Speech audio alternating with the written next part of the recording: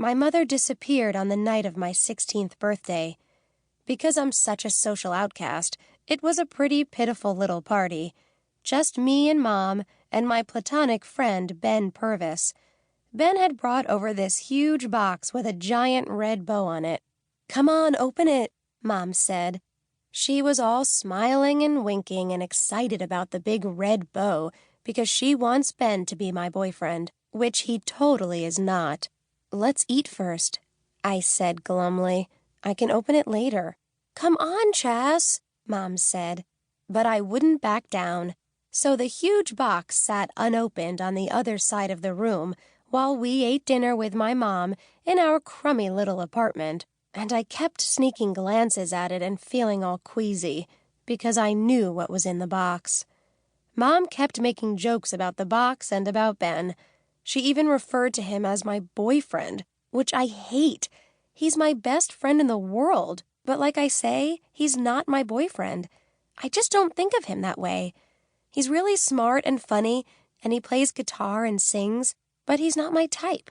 Not in a boyfriend way. Ben is like 6'2", but he's only about 150 pounds, and he always wears army pants and T-shirts with the names of all these death metal bands on them, and half the time you suspect he didn't wash his hair the night before.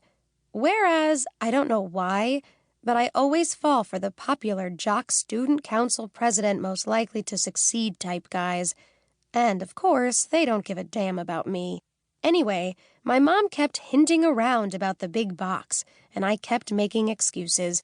So Mom finally got out the soggy, miserable-looking chocolate cake and everything, and I blew out the candles, and she got all dewy-eyed.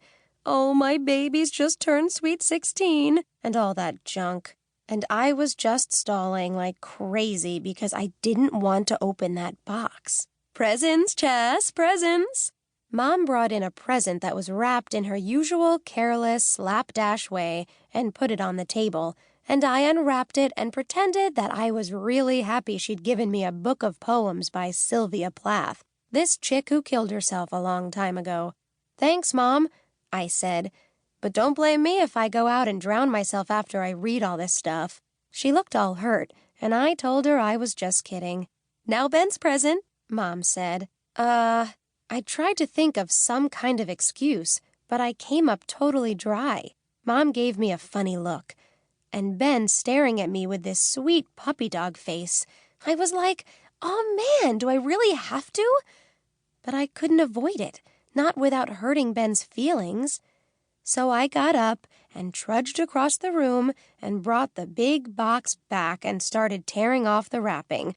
And Mom had to go into the kitchen and bring out a butcher knife because I couldn't get the huge red ribbon untied, and it turned into this huge production, and I was like, God, just kill me now. Because, like I say, I knew what was coming, the present and the whole big ugly scene that would follow.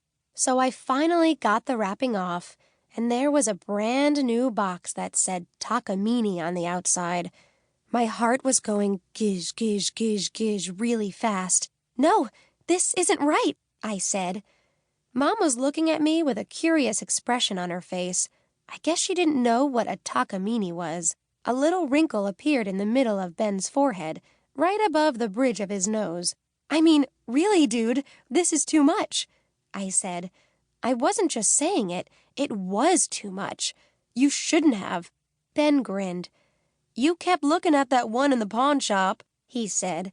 "But I figured, why get a used one, right? So I went over to Atlanta and got this one. Had to special order it straight from the factory." I was like, damn, damn, damn, damn, damn. I could feel my pulse knocking around in my temples, and this rushing sound was in my ears. Because I knew how hard Ben had worked for this, and I knew there was no way I could keep it. Mom kept staring at the box. "What is it, Chas?" she said, still all excited. "The suspense is killing me."